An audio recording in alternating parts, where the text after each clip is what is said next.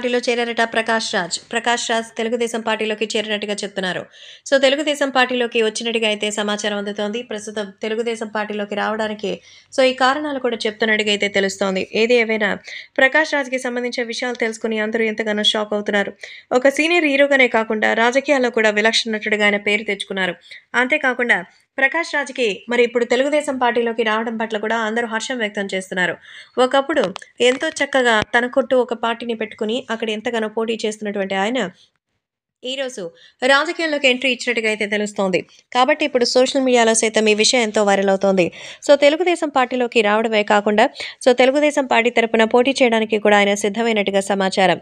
TDP పార్టీలోకి ప్రకాష్ రాజ్ రావడంతో అందరూ ఎంతో ఆనందంగా ఉన్నారు. కారణం తెలుగుదేశం పార్టీలోకి ఆయన రావడానికి కారణాలు కూడా చాలానే ఉన్నాయి. ఒకటి నారా చంద్రబాబు నాయుడుతో ఆయనకి గతంలో ఉన్న మంచి పరిచయం. అలాగే గతంలో కంటే ఇప్పుడు తెలుగుదేశం పార్టీ మంచి పవర్‌ఫుల్‌గా ఉండడం. ఏపీ రాష్ట్రానికి మంచి నాయకుడు అనే వ్యక్తి అవసరం.